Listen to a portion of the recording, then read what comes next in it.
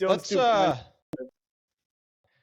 go to up to the NFL here, and let's pick our surprise, disappointing, told you so team of the week here. So guys, I have a way of doing this with the first pick is. Bum, bum, bum, bum, bum, bum. Move your finger. Ethan. What the fuck is that? Whoa. Baltimore Ravens. Oh, okay, yeah. Are we trying to guess how you picked this again? I think this is a fun game. So. Oh wait, hold on. If I remember. Okay, all right, hold on. Hang on. Wait till we get our predictions in order here. That's twice in 3 weeks. Ethan was able to get the first pick. The brain is brewing here. I'm gonna come up with this one. First pick, second pick, me. Was that a Cowboys helmet? Yeah, that was a Cowboys helmet. So we have Ravens and Cowboys. Okay. And third pick, Grant, you were the 49ers. Okay. So, any guesses of how I made my selections? It's the Super Bowl champion picks that we had. No, it's not that. No? Because Ethan, you picked the Niners. We all had the same Super Bowl. You two picked the Niners. I picked the Chiefs. I think, Dylan, this is before the year started. These are all teams we predicted that would win their division. Incorrect. Oh, I thought I was onto something because I thought Ethan had the Ravens over the Bengals. Well, there are 4 teams that are currently in the playoffs, which, Grant, are the Chiefs in the playoffs? Well, not yet. They're not in the the Not Cowboys yet. are in the playoffs. But so I picked it, and I because there's 4, so I picked the team that had the division leads.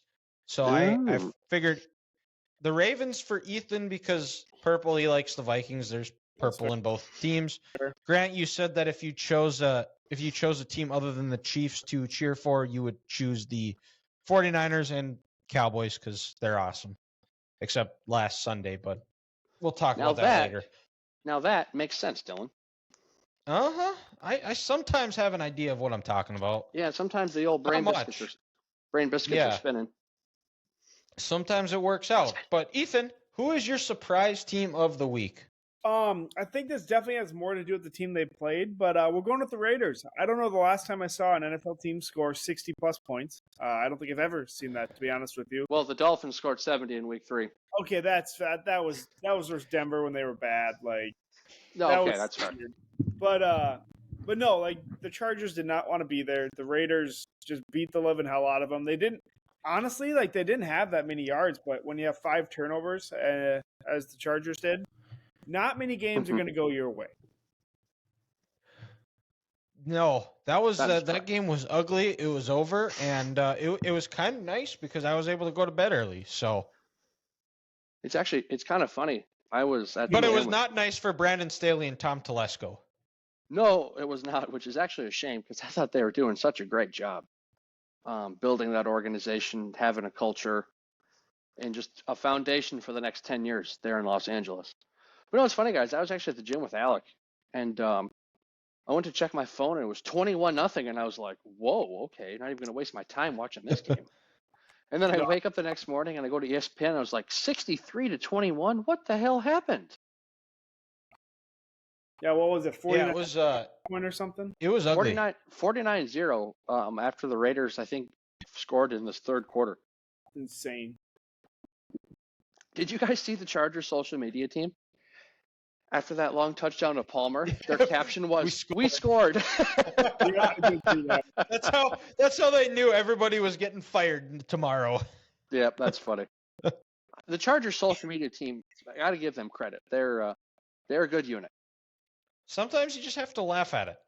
Yes.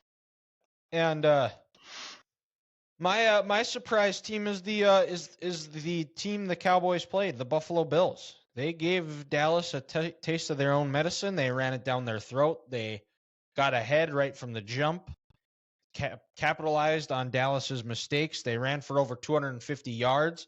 It looks like they have finally found an offensive identity. Have found a running game that doesn't include Josh Allen as the focal point.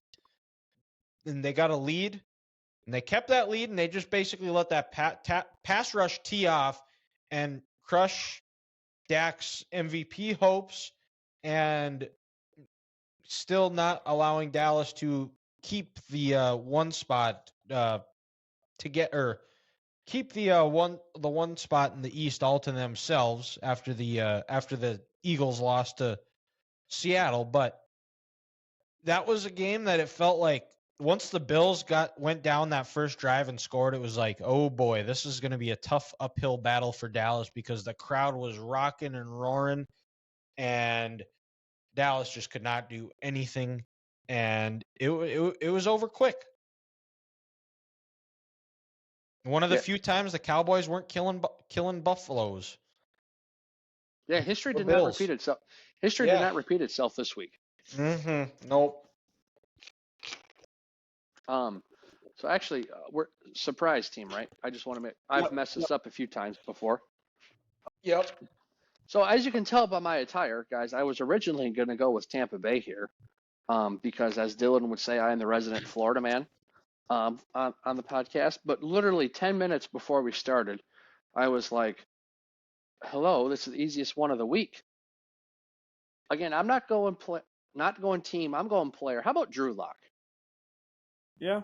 Monday night he was 22 or 33, 66% completion percentage. He didn't have a whole lot of yards, only 208 on the day. But man, when Seattle needed it, when he needed to take his team 92 yards, he had 2 throws on the money, and they were right where they needed to be. And Seattle got a big win to still be right there in playoff contention.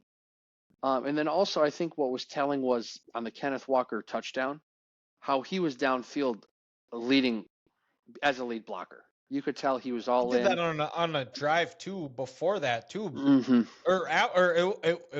it might have been back-to-back drives where he was doing that because I was watching the Manning cast and that was when Mina Kimes was saying, "Oh, can we get another Drew Lock block?" Mm-hmm. And you could just tell he's kind of matured since his time, even going back to his days at Missouri and Denver. And, he wasn't going to take this opportunity for granted because, if I'm not mistaken, Geno practiced this week, but he didn't know if he could go. Is that right? Or Drew practiced. He took all the reps, and they thought Geno might go. I think it was that, yeah. But he just, he took the opportunity by the horns, and he got a big win. And, it was cool to see him doing his dance after that touchdown to JSN. And also just the confidence he had in JSN. He looked at him before that play, that long touchdown to Bradbury, and he says, "Hey, JSN, if you're single coverage, I'm throwing you the ball. We're going to go win this game together." So, I thought that was really cool. And again, the year of the backup quarterback came to light again last week. Yeah, and you could see in the post-game interview how much that meant to him and how much he's loved by his teammates and how happy Geno was for him because after he hit that touchdown doing the jetpack dance or whatever that was that he did against Texas. So yeah, it was cool to see that. Got me the under and a Seahawks cover, so I was also happy about that. And anytime the Eagles lose, it's a good day.